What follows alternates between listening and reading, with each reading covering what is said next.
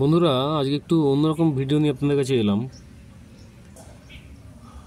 তো আমি বেশ কিছু এবছরে কমলা লেবুর কালেকশন কিছু করেছি আর কি। বেশি নয়, এই মোটামুটি গোটা 8 রকমের কমলা লেবুর কালেকশন এবছর করেছি। তো এগুলোকে আমি ভাবছি যে বড় করবো এবং বড় করে আমি মাদার প্ল্যান্ট বানাবো। তো এই গাছগুলো আমি অনেকটা দূর থেকেই বনগাঁর ওই সাইড একটা নার্সারি থেকে আমি এনেছি।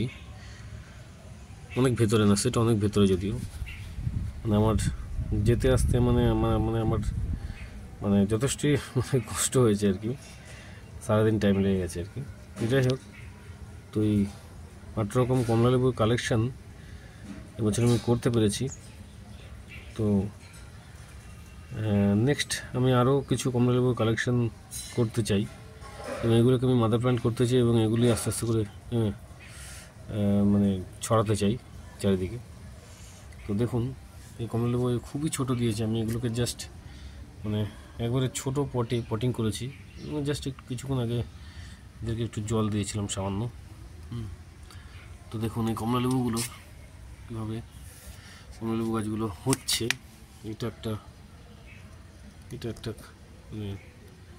চাতকি কমলা বলছে এটাকে, চাতকি কমলা। দেখুন গাছটা, একটা চাতকি কমলা আছে। এদিকে একটা আছে আপনার, এটা হচ্ছে চায়না কমলা। এটা চায়না কমলা, যেটা আমরা বলছি রামরঙ্গন ভ্যারাইটি। একদম ছোট গাছ, রামরঙ্গন ভ্যারাইটির গাছ এটা। চায়না কমলা ভ্যারাইটি আমরা রামরঙ্গন বলছি এটাকে। এদিকে একটা লেবু আছে, এটা হচ্ছে আপনার, এটাকে বলা হচ্ছে রেড বাতাবি, থাইল্যান্ডের রেড বাতাবি। এটা আপনার সম্পূর্ণটাই যেটা লাল হবে আর কি, বাতাবি লেবুটা টোটালটাই। এটা খুব ভালো একটা ভ্যারাইটি, এটা রেড বাতাবি আছে। এরপরে যেটা আছে, এটা একটা খুব ভালো ভ্যারাইটি, কমলা লেবুর একটা ভালো ভ্যারাইটি এবং সবথেকে বড় সাইজের যে কমলাটা বলে এটার নাম আপনারা দেখতে পাচ্ছেন। এটাকে বলা হচ্ছে ডেকোপন। এই গাছটা অনেকটা বড় আছে। এটা 10 ইঞ্চি একটা পটে লাগানো আছে গাছটা। পাতা একটু হলুদ হয়েছে, কয়েকটা পাতা। এটা ডেকোপন কমলা।